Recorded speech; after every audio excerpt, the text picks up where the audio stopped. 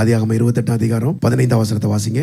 நான் உன்னோடு இருந்து நீ போகிற இடத்தில் எல்லாம் உன்னை காத்து. என்ன வாக்குத்தத்தம் பாத்தீங்களா? அவன் எங்க போறான்னு யாக்கோபுக்கே தெரியாது. இன்னைக்கு கூட எங்க போறீங்கன்னு உங்களுக்கு தெரியாது. ஆனா ஆண்டவர் சொல்றாரு, நீ போகிற இடத்துல எல்லாம் நான் உன்னை காத்து இந்த தேசத்துக்கு உன்னை திரும்பி வர பண்ணுவேன். எங்க போனாலும் மறுபடியும் இந்த இடத்துக்கு உன்னை ரிட்டர்ன் பண்ண வைப்பேன். அடுத்து ஆண்டவர்ட்ட நம்ம என்ன ஜெபம் பண்ணணும்? ஆண்டவரே, நான் போகிற இடம் என்னன்னு எனக்கு காட்டுங்க. அப்படிதானே?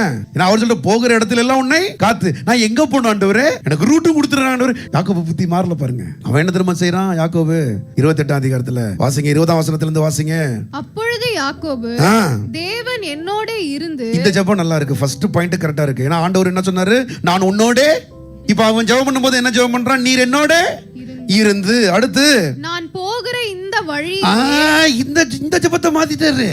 நான் போகிற அந்த வழியில என்னை காப்பாற்று. நீங்க வாங்க ஆண்டவரே. எப்பா எந்த வழின்னு அவர்கிட்ட நீ கேட்கணும்பா. நீ சூஸ் பண்ணிட்ட இந்த வழியில. ராகேல கல்யாணம் பண்ணி அப்புறம் லேயாலையும் கல்யாணம் பண்ணி 14 வருஷம் மாமா வச்சு செய்ய போறான். நீ அழகா இருக்கா, மீனு போல கண்ணு இருக்குன்னு போயிட்டு இருக்கிற. அங்க மீனுக்கு முள்ளு இருக்குன்னு மாமா உட்காந்துருக்கான். உன் பிளான் ஆண்டவர் தெரியாதா என்ன? அதனாலதான் உண்மையே நம்பி இருக்கும் போது பூரண சமாதானம். இவன் இப்ப உண்மையே நம்பல, அவன் தான் வழியை நம்பி போயிட்டு இருக்கிறான். உன் வழியை நீ தெரிந்தெடுத்தது உண்டானால் இன்றைக்கு கத்திரத்துல ஒப்புவித்து அவர் கொடுக்கிற வழியை நீ வாங்கிக்கோ.